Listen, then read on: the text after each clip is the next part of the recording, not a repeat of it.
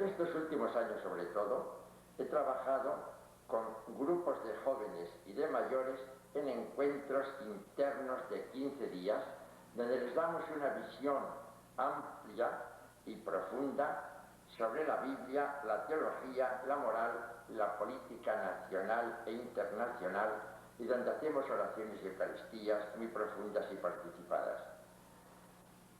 He querido grabar en estos vídeos los 10 temas básicos religiosos que profundizamos en estos encuentros, y los he grabado como una especie de testamento para nuestras comunidades y amigos de las comunidades, con el fin de que puedan seguir profundizando estos temas apasionantes.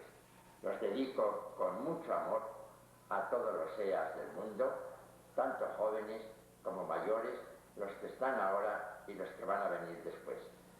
Que Dios nos ayude a vivir con mucha ilusión y con mucha esperanza.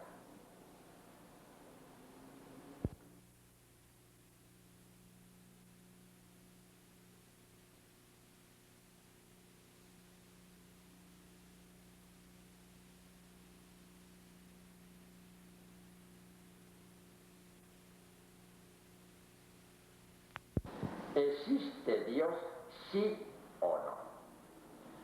Este es el tema más apasionante que los hombres se han planteado a lo largo de la historia y que todavía hoy debemos plantearnos, porque la respuesta sí o la respuesta no va a ser trascendental para toda nuestra vida.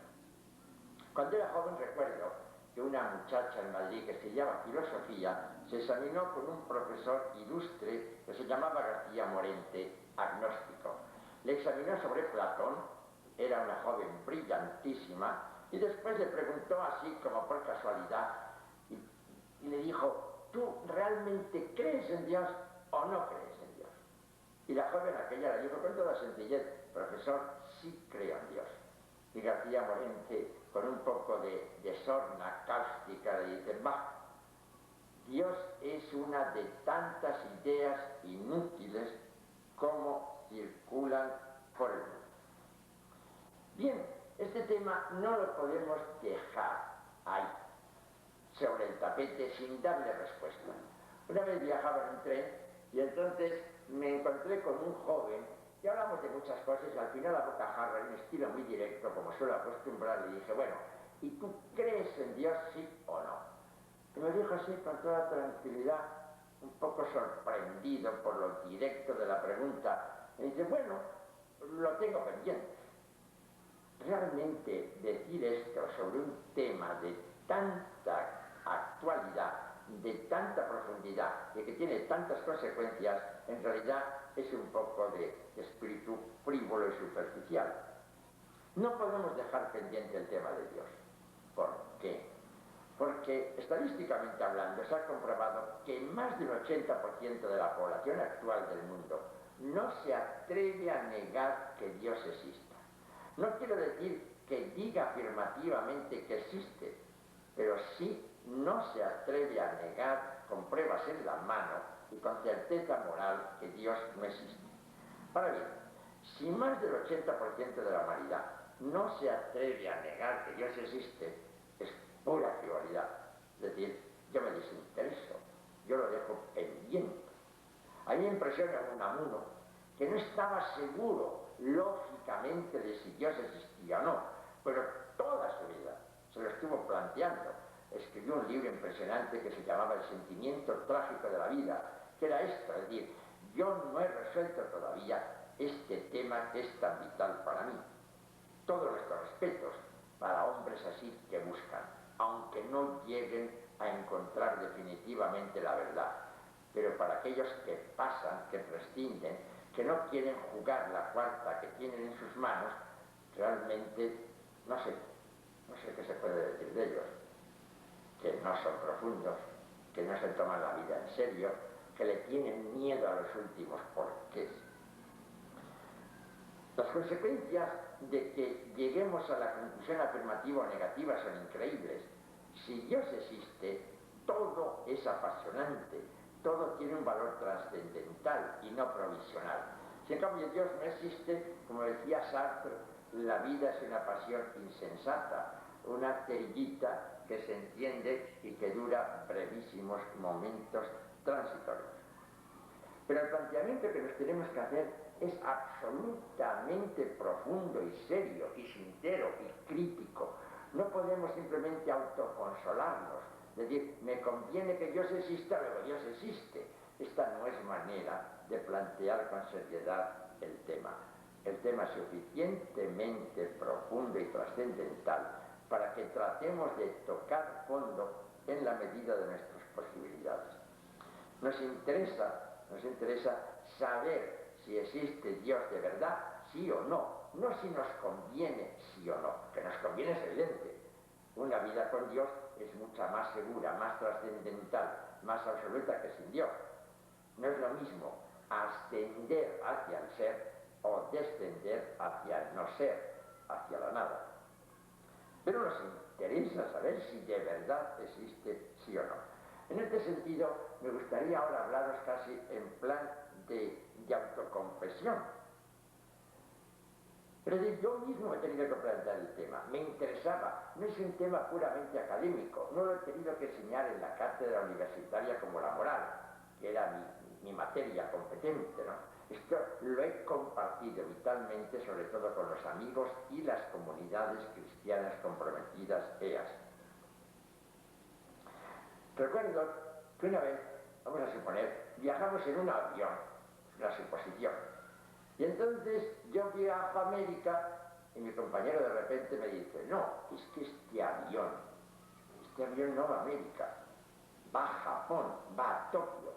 Yo trato de convencerle respetuosamente y si no lo consigo, pues ¿para qué vamos a polemizar? Al final le dije, muy bien señor, en América nos veremos. Esta es mi actitud con los que no creen en Dios. Trato de transmitirles mi seguridad, mi certeza, después de haber estudiado a fondo el problema, y si me dicen que no, pues con mucho amor y con mucho respeto, les digo, bien, sigo de su camino, pero en el cielo nos encontraremos con Dios y allí nos volveremos a ver. La primera cosa, en plan de autoconfesión que os quiero decir, es que no se puede profundizar el tema de Dios si no conocemos a fondo lo que han dicho los ateos, es decir, los que no creen en Dios. Yo no estaría tranquilo si supiera que hay ateos importantes que no conozco, cuyos libros no he leído. Tendría miedo porque podría decir, el día quizá que lea el libro de este autor ateo, quizá mi fe se va a desestabilizar. Por eso, el primer esfuerzo que he hecho es leer todos los ateos importantes que han tratado de demostrar que Dios no existe. Los podríamos catalogar en tres grupos. Los llamados antropoteístas, los nihilistas y los agnósticos. La palabra antropoteísmo viene del griego antropos, hombre, y theos, Dios. ¿Qué quiere decir?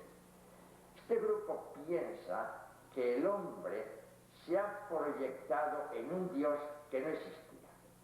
El hombre, dice, tiene dos dimensiones.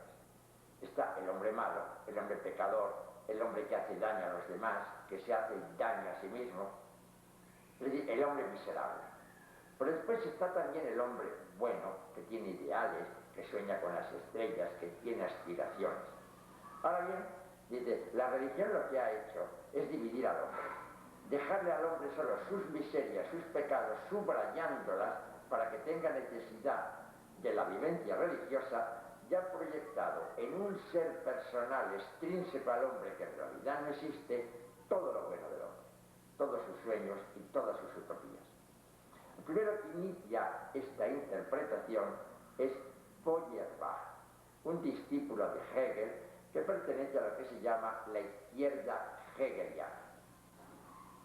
Los discípulos de Hegel se dividen en derecha e izquierda. La derecha inspirará con el tiempo anomalías tan atormentadas y tan catastróficas como la humanidad, como la monstruosidad del fenómeno Hitler o del fenómeno Stalin. La izquierda, en cambio, se apartará de Dios. Hegel había hecho una síntesis increíble entre lo tradicional y lo moderno, entre lo extrínseco, la trascendencia y la inmanencia del hombre. Y todo eso centrado en Dios. Dios es a la vez trascendente e inmanente. Es la mayor construcción filosófica que se ha hecho a lo largo de la historia. Pero sus discípulos, como decíamos, se dividen en derecha e izquierda. La izquierda negará a Dios. Y es Feuerbach el que inicia este proceso de dar muerte a Dios. Dios no es más que el desdoblamiento del hombre, el desdoblamiento del yo. En realidad Feuerbach no es un gran filósofo, no es un gran pensador. Si seguimos hablando de él es porque es el puente de transición a Marx. Marx es el siguiente antropoteísta, en realidad el primero de importancia. Marx era judío, de padres judíos, sus padres se convirtieron al protestantismo por motivos de negocios, y la experiencia que tiene Marx es que los judíos que conoce y los protestantes que están viviendo cerca de él no piensan más que en el dinero y en oprimir a los demás, y que se sirven precisamente de la religión para calmar a las masas proletarias que están empezando a surgir con la industrialización de Europa. Marx nunca ha tenido sentimiento religioso. Abandona inmediatamente la religión desde joven y considera la religión como opio del pueblo. Dios es un rival del pueblo, y si el pueblo quiere llegar a la lucha de clases y al paraíso de una sociedad utópica, tiene que prescindir de Dios.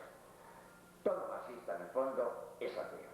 Y el Estado comunista soviético, el que ha tratado de realizar hasta las últimas consecuencias el marxismo, ha tratado también de imponer una sociedad atea. Tenemos otro antropoteísta famoso que es Freud, también judío, también germánico, nació en Viena, se dedicó a la psiquiatría, también sigue pensando que Dios es un rival del hombre, pero no en el campo socioeconómico político de Marx, sino en el campo de la maduración de la persona humana. Existe el inconsciente, existe el consciente, hay una relación dinámica entre esas dos esferas del psiquismo humano, y da mucha importancia Freud a la maduración de la persona en cuanto que evitamos la represión del yo por parte del inconsciente o subconsciente. Quiere evitar a toda costa el infantilismo. Para eso quiere que el hombre rompa con el vínculo que tiene con su madre. Tiene que ser él, plenamente consciente y responsable. Por eso hay que matar al padre, el padre infantilista, y este gran padre es Dios. El tercer antropoteísta famoso que hemos tenido ha sido Sartre. Sartre en su infancia fue un hombre profundamente religioso. Así como Feuerbach, Marx y Freud no tuvieron una experiencia religiosa fuerte, Sartre en cambio no. De joven vivió intensamente la religiosidad. Como él dirá más tarde, dice, fue una lástima. Es como cuando uno tiene un amante y después rompe con ella, y pasados los años la recuerda entrañablemente y dice, qué lástima que aquello no llegó a cuajar. Y que quizá también, para mí, Dios y la religión pudieron cuajar, pero lo que me presentaron no era de recibo, y por eso lo abandoné. Sartre es un fenómeno de entreguerras. Ha vivido las guerras europeas y entonces sabe que el hombre amenazado por las bombas y los obuses y la aviación y los tanques y los cañones vive al día, vive al instante, no puede permitirse el lujo de mirar hacia atrás o de mirar hacia adelante. La vida es efímera y pasa volando. Por eso no existen esencias, lo que hay son existencias, la pequeña existencia que es el instante fugitivo que yo estoy viviendo ahora. Por eso yo no me puedo arrepentir del pasado ni puedo programar el futuro. Lo único que puedo hacer es vivir con absoluta intensidad mi existencia. Por eso la existencia crea la esencia.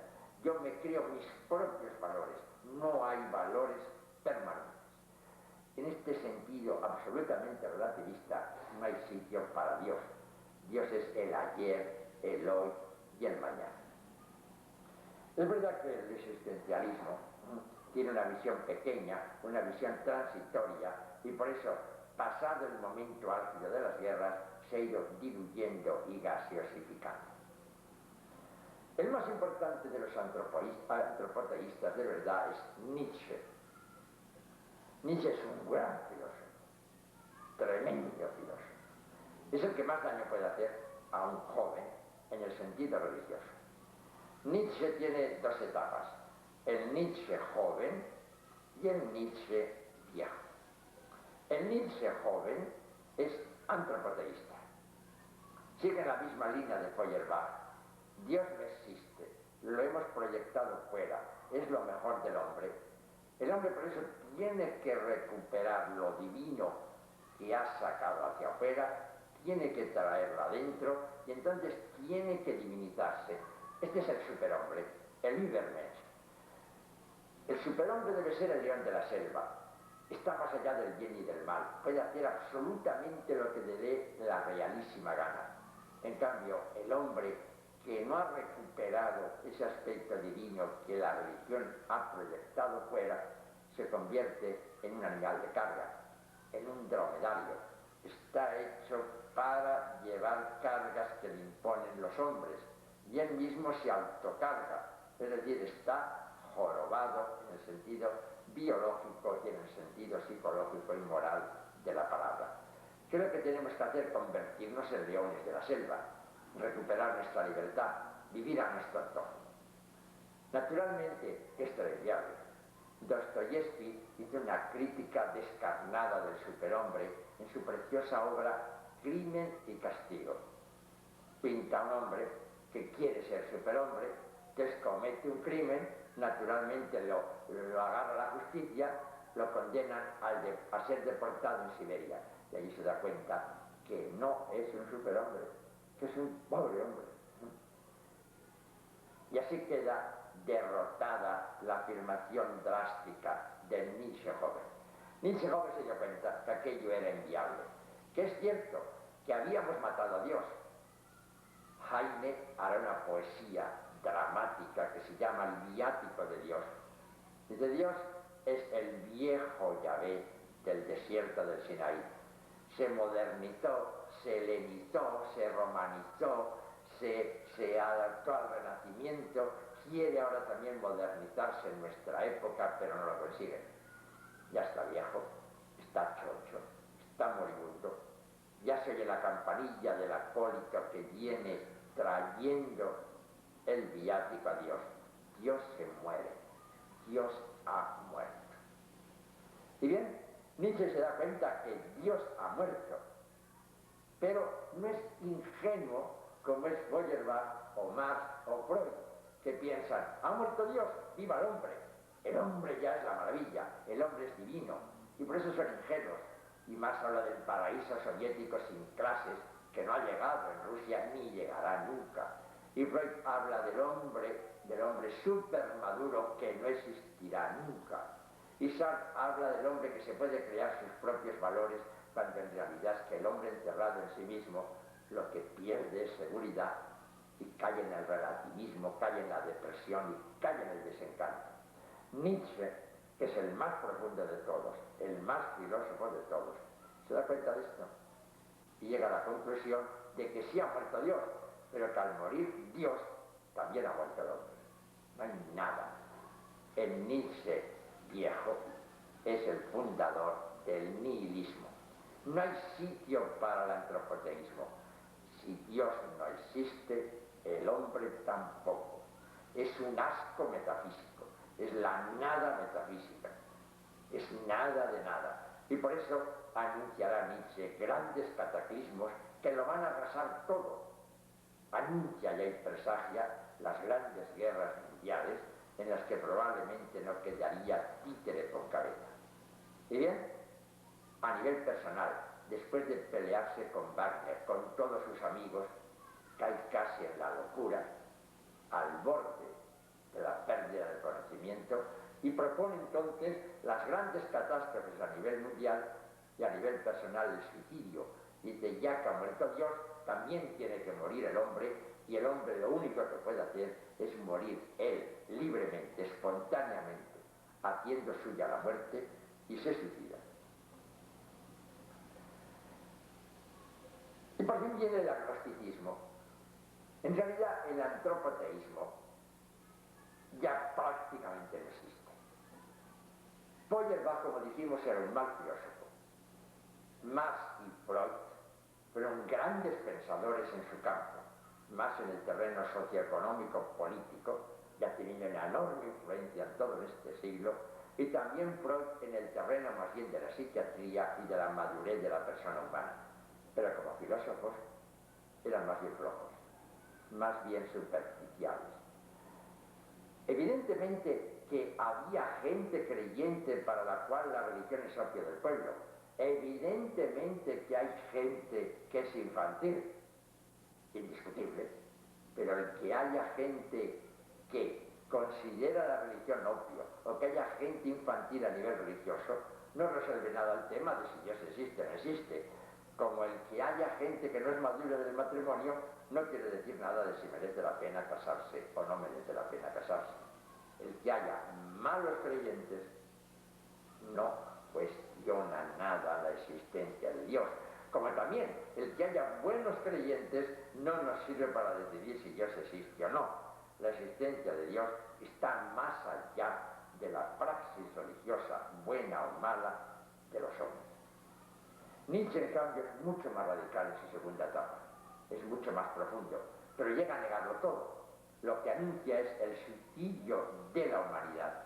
Ahora bien, la vida se impone por sí sola. Esto es evidente. Alguien lo ha dicho. La prehistoria es optimista y la historia es pesimista. Si vemos solo los acontecimientos inmediatos, parece que tenemos razones para dudar de la viabilidad del proyecto humano. Pero cuando vemos lo que ha ocurrido desde que aparece el Homo sapiens sobre la Tierra y antes, desde que aparece la energía inicial, uno dice, mis respetos, esto marcha a pesar de todos los pesares. Y por eso la vida se impone, y basta que nazca un niño, o que florezca una rosa, o que aparezcan las estrellas por la noche, para decir, la vida está ahí, y no podemos hacer un monumento a la muerte. No podemos decir viva la muerte, como decían algunos seguidores de Nietzsche, sino viva la vida. El agnosticismo, en cambio, es un movimiento mucho más sutil. Lo inicia Augusto Comte en el siglo pasado, en el siglo XIX. Al principio había la superstición, después vino la filosofía y después la ciencia experimental, dice Comte. Lo único que podemos aceptar como certeza es lo que sea verificable. Lo que podamos verificar, como se verifica a base de matemáticas, de física y de química. Es decir, lo experimental, lo controlable, lo que yo puedo medir, lo que puedo contar, lo que puedo analizar, lo que puedo desintegrar para ver qué tiene por dentro. Todo lo demás, dice, es poesía, es música celestial. Y decía, no creáis a los antropoteístas. Los antropoteístas quieren matar a Dios y no lo van a conseguir, porque eliminar al Dios de verdad para sustituirlo por un Dios falso, lo que va a hacer es desencantar a la gente que al final va a volver al Dios de verdad. Dios, si existe, es absoluto, pero pretender que algo relativo sea Dios es preparar el camino del retorno a Dios.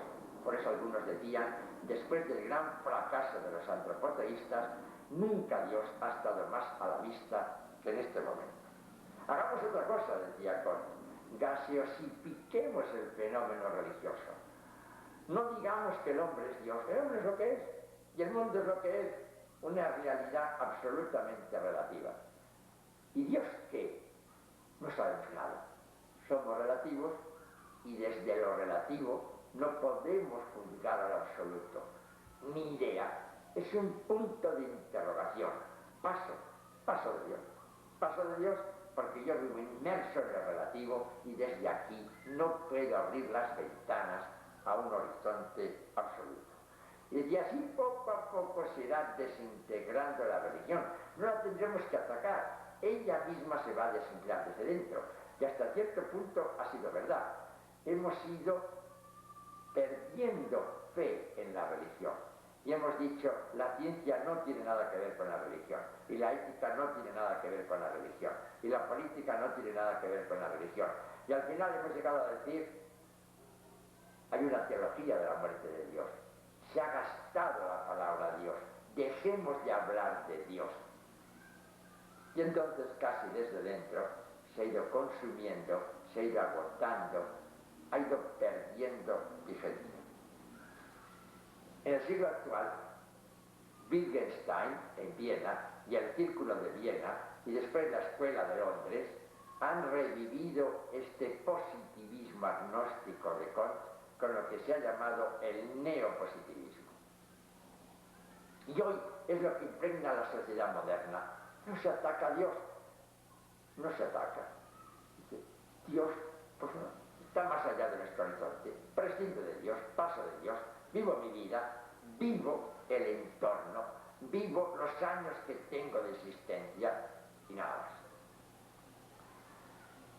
¿Cómo juzgar todos estos movimientos? En realidad, el antropoteísmo ha pasado. Si Dios no existe, no podemos hacer un falso Dios porque se nos va a hundir estrepitosamente. El nihilismo también ha pasado. La vida se impone automáticamente sobre la muerte. Y solo queda el agnosticismo. ¿Qué decir del agnosticismo? Evidentemente que existe el mundo de lo relativo, evidentemente que las matemáticas tienen importancia, y la física, y la química, y la ciencia experimental, estamos absolutamente de acuerdo. Pero decir que no hay más ciencia que la experimental, eso es un apriorismo. El agnosticismo precisamente se quiere presentar como positivo, es decir, yo no admito más que lo que pruebo, y nunca ha probado que no se puede probar la existencia de Dios. Lo afirma a priori, es un prejuicio, pero no lo ha probado. El agnosticismo tiene esta materia pendiente, que puede que no se puede probar la existencia de Dios. Decirlo a priori es lo menos positivista que se puede afirmar. Ciencia, decía ya Aristóteles y los griegos, es un conocimiento cierto de algo por sus causas. Ahora bien, existe la ciencia experimental, que se apoya en que los fenómenos de la naturaleza se repiten. Si yo veo que una piedra, como la tiraba Galileo en la torre de Pisa, cae siempre abajo, aquí en la Tierra, y en cambio no cae en un cohete espacial, tengo que decir, en la Tierra ocurre un fenómeno que no ocurre fuera de la atmósfera. Ese fenómeno es la gravedad. Entonces lo verifico una vez, y 1000 veces, y 1.000.000 de veces, y siempre que aquí en la Tierra tiro una piedra, no sube hacia arriba, sino cae abajo. Y como se repite infaliblemente una vez y otra vez, entonces de ese conocimiento científico saco una aplicación técnica. Y puede hacer, por ejemplo, una central hidroeléctrica, aprovechando la caída del agua. Esta es la ciencia y la técnica experimental, que ha permitido un gran enriquecimiento de las sociedades modernas. Pero decir que no hay más que esta ciencia es absurdo. Hay también la ciencia de la historia, por ejemplo. Yo sé que existió Julio César o el emperador Carlos V. Eso no lo puedo verificar, como puedo verificar la caída de una piedra. Fue un hecho único y irrepetible que no se puede repetir. Es otro tipo de ciencia.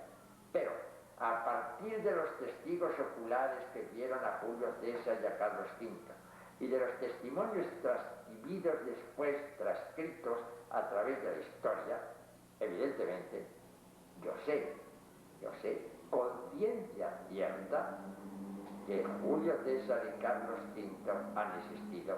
Es otro tipo de ciencia, es un conocimiento cierto a partir del testimonio y de una cadena de transmisión absolutamente creíble y fiable, y es ciencia, pero no es ciencia como la física o la química. Es otro tipo de ciencia, que es la metafísica, que es la de los últimos porqués. El niño, cuando empieza a hablar y a adquirir ya una cierta curiosidad, llega un momento en que marea a todos los adultos que le rodean. ¿Y por qué? ¿Y por qué? ¿Y por qué? Y nos desestabiliza, porque nosotros generalmente nos quedamos solo con los porqués inmediatos, pero el niño te dice el porqué del porqué, tú dices, ¿para qué sirve el agua? Para satisfacer la sed, como decía Antonio Machado. ¿Y para qué sirve la sed? Para sobrevivir. ¿Y para qué sirve el sobrevivir? Y así te vas planteando el porqué de los porqués y al final tienes que llegar al último porqué. Ahora bien, eso es la metafísica. Esa es la filosofía, es el porqué de los porqués, es llegar al último sentido de las cosas. Esto también es ciencia. Hay pues múltiples ciencias. La afirmación de los agnósticos de decir que yo no puedo llegar a plantearme los últimos porqués no es científico. Bien, una vez analizados los pensadores que dicen que Dios no existe, tenemos nosotros después que probar que existe. Yo no puedo simplemente decir yo creo en Dios porque mi mamá creía en Dios, porque estuve en un colegio religioso o porque hace 40 años me decidí a hacerme sacerdote, es decir, un profesional de Dios. Pues no. Yo tengo que probarme a mí mismo y que probar a los demás que Dios existe. ¿Cuáles pruebas habría? Evidentemente ha habido toda la historia de las pruebas de Dios. No es el momento en una conferencia de este tipo de analizar toda esa historia complicada, difícil, y evidentemente que nos puede ayudar para decir que hoy tenemos que probar la existencia de Dios con un lenguaje moderno, con unos conceptos adaptables a los hombres de nuestro tiempo. Resumiendo todo ese planteamiento en profundidad, al menos a mí, hay dos argumentos que me convencen extraordinariamente. Uno es el argumento histórico. He tenido que estudiar la historia de la moral para mi cátedra universitaria y me ha impresionado mucho y he llegado a esta conclusión.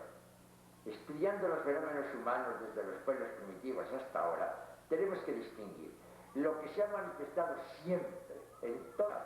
A esto último le podemos llamar costumbre, le podemos llamar un elemento sociocultural.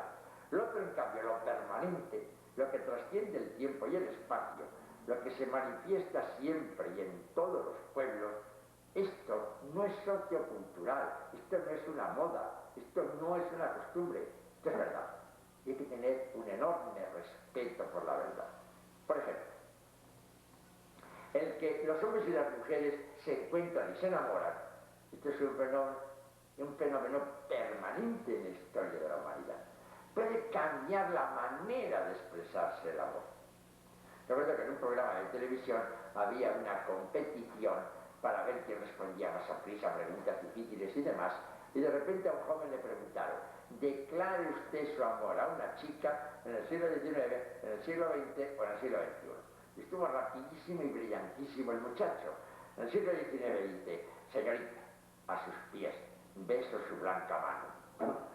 Siglo XX, en España dicen muchos los jóvenes macho y macha, ahora en un lenguaje coloquial un poco feo. Dice: oye macha, ¿te casas conmigo? Y en el siglo XXI, entonces le dice él a ella: he analizado en la computadora tus genes y cromosomas y me interesas. Bien, la declaración puede ser distinta, puede variar, pero eso no cambia nada al hecho sustancial de que siempre los hombres y las mujeres se han enamorado. Entonces tengamos mucho respeto a este fenómeno. El amor es verdad, no es una costumbre. Si nosotros ahora nos empeñáramos en crear una generación de jóvenes que no se enamoraran, no lo íbamos a conseguir, porque es verdad, no es un amor. Ahora bien, el sentimiento religioso ha tenido una trayectoria parecida. Desde el Homo sapiens hasta ahora, siempre el hombre ha creído en Dios. Lo que decía Mircea Eliade, el mejor fenomenólogo de la religión de nuestra época, nacido en Rumanía, profesor en París y después en Chicago, que ha escrito muchos libros sobre fenomenología religiosa. Como decía él, lo religioso no es más que esto. Es la toma de conciencia del Homo sapiens, que sabe que es frágil, que es inconsistente, su existencia es precaria y que quiere horadar el fundamento donde vive, llegar hasta la profundidad tocar fondo y entonces decir, he encontrado algo, alguien que no es precario, que no es frágil, que es consistente. Entonces busca su fundamentación ahí. Este análisis vale para todas las religiones. El Dios de todas las religiones en el fondo es lo mismo. Es lo no frágil sobre lo que se sustenta lo frágil. Ahora bien, esto ha existido siempre, siempre. Y cuando el Estado soviético se ha empeñado en acabar con el sentimiento religioso, no ha podido. Y el Museo Ateo de Leningrado está cerrado ahora lleno de telarañas. Y el fenómeno de conversión de los jóvenes rusos hoy a lo religioso es impresionante. Mi comunidad, por ejemplo, los orientalistas, tenemos muchísimas vocaciones clandestinas en Rusia. No se puede acabar con el sentimiento religioso como no se puede acabar con el amor. Habrá distintas modalidades de lo religioso, pero lo religioso está ahí. Está ahí, me quiere decir, es verdad. Pero para mí hay otro argumento mucho más profundo. El argumento histórico nos prepara el terreno para un sí a Dios. Pero hay que abordar el problema directamente, no solamente a través de su versión histórica. Realmente existe Dios, sí o no. Es evidente, como dice San Juan, que a Dios no lo ha visto nadie. Ninguno de nosotros lo ha visto a Dios. Incluso cuando aparece Jesús, que es Dios hecho hombre por nosotros, vemos al hombre Jesús, pero no vemos al Dios que está detrás de Jesús. A Dios no lo ha visto nadie. Pero podemos demostrar que existe. Lo mismo que si vamos al Museo del Prado y vemos el cuadro maravilloso de Velázquez, Las Meninas. A través de las Meninas no vemos a Velázquez, allí no está Velázquez.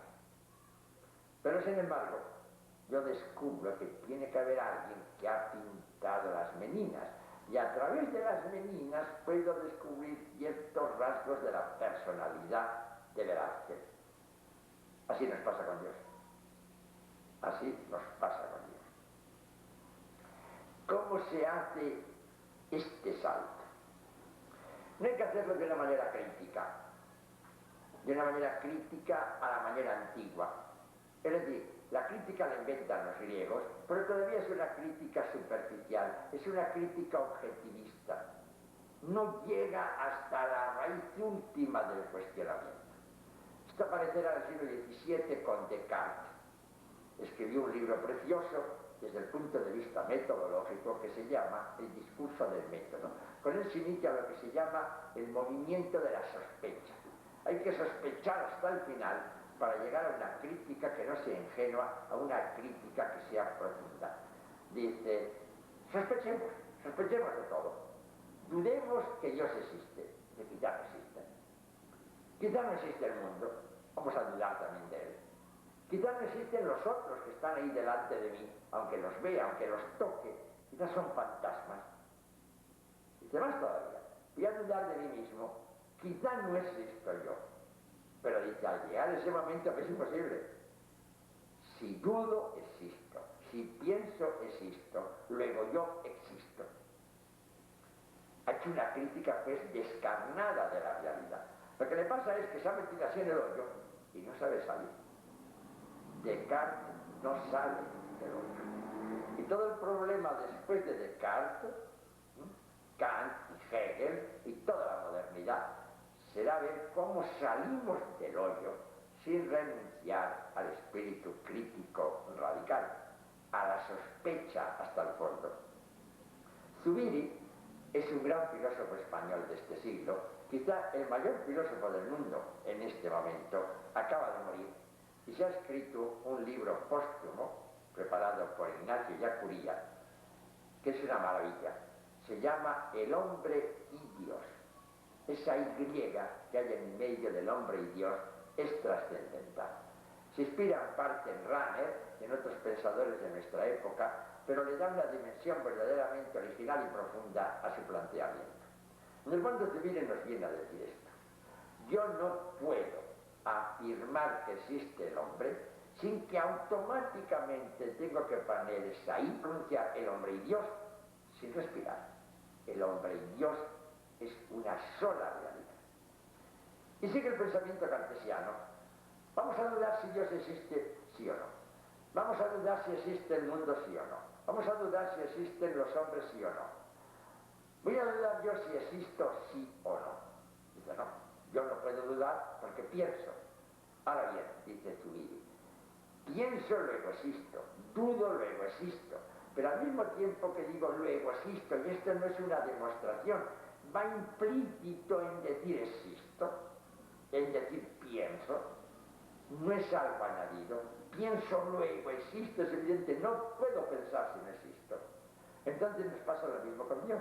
No puedo pensar ni existir si no existe Dios, porque yo no puedo estar colgado de la nada. Yo soy algo, una realidad precaria. Y yo pienso, luego existo, y existo fundadamente.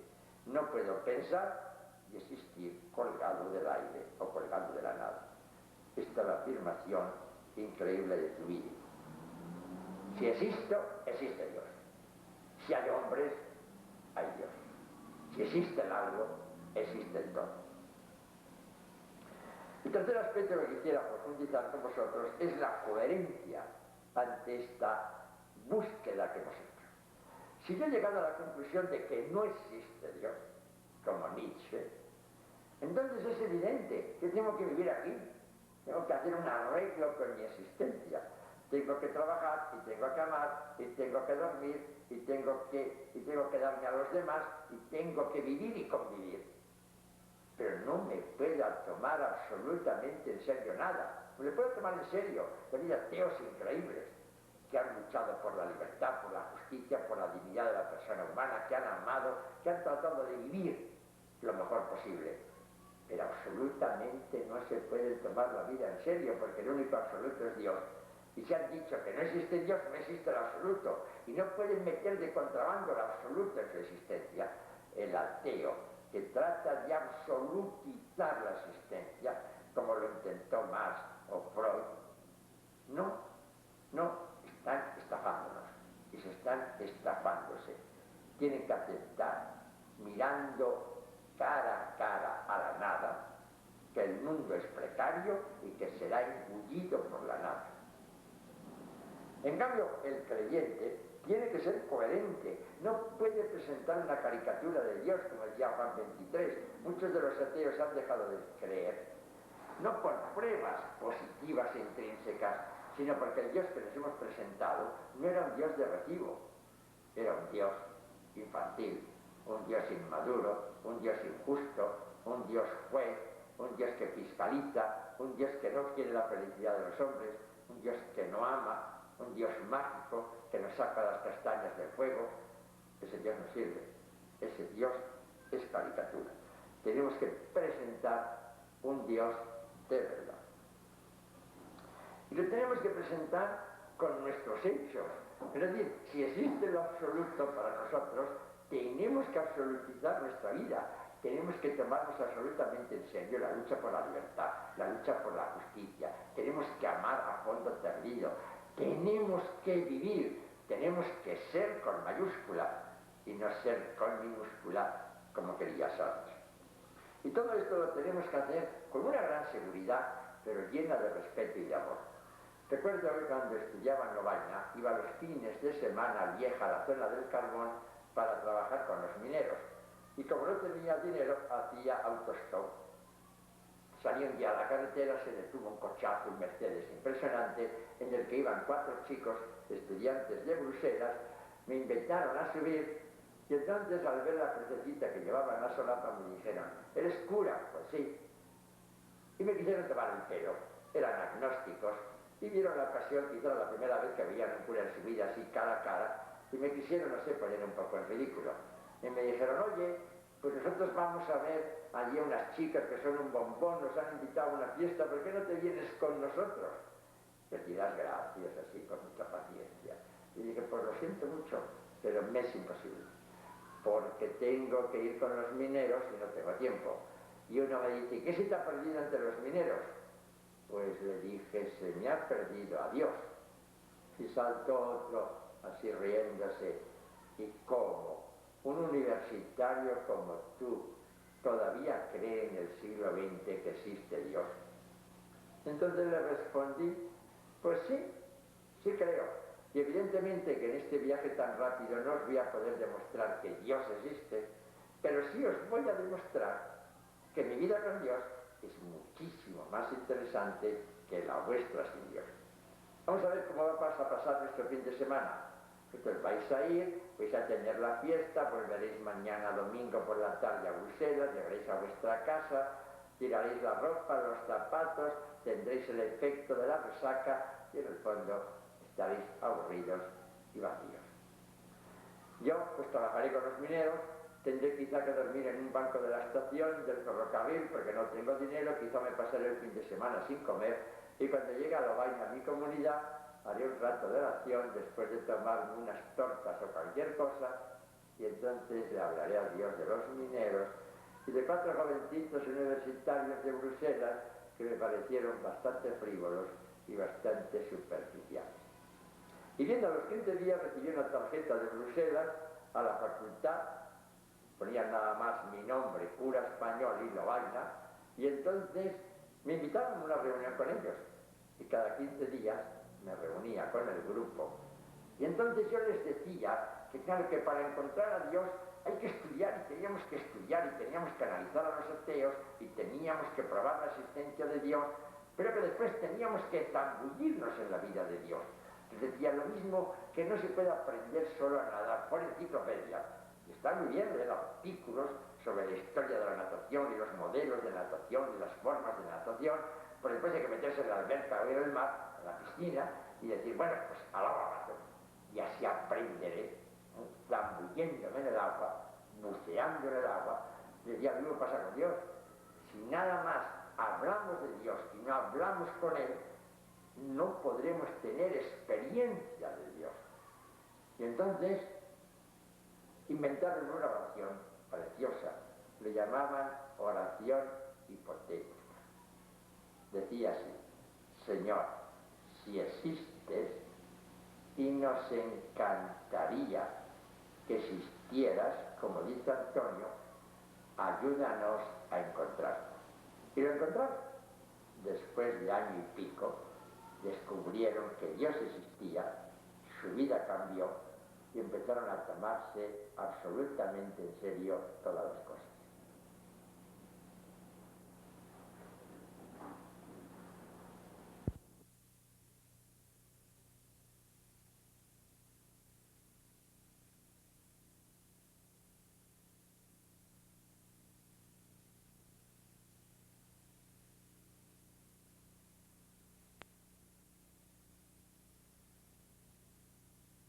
Este es el segundo tema del ciclo de conferencias religiosas que estamos haciendo. El hombre urbano está perdiendo contacto con la naturaleza. Hay muchos jovencitos, por ejemplo, que creen que las latas de conserva de los supermercados son productos puramente industriales y no saben que tienen un proceso de elaboración previa a partir de la naturaleza. Hay que volver otra vez al campo, hay que volver a mirar las estrellas por la noche. Qué pocos jóvenes también de la ciudad saben distinguir una estrella de otra. Hay que volver a contemplar el mar, la montaña, los ríos. La naturaleza es una caja de sorpresas. Estamos en el mundo y no solamente vivimos en el mundo, sino que somos mundo. El mundo no es una chaqueta que se quita y se pone. El mundo es una parte de nosotros mismos. Y bien, este mundo maravilloso en que vivimos está ahí, existe. Y también existe Dios. Entonces la gran pregunta es saber qué relación tiene este Dios en que creemos y el mundo en que vivimos y cuya parte somos también nosotros. La Biblia, que para los creyentes cristianos y judíos es nuestro libro religioso básico, parte de Abraham. Abraham es el fundador del pueblo hebreo. Y a partir de Abraham estudia todos estos personajes históricos que serán decisivos en la historia de Israel.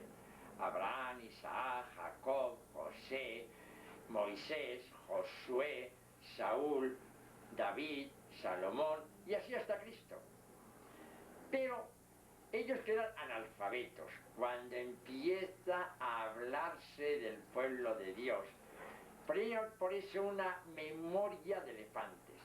Se acordaban extraordinariamente de todo lo que habían vivido, pero tenían una laguna respecto al anterior.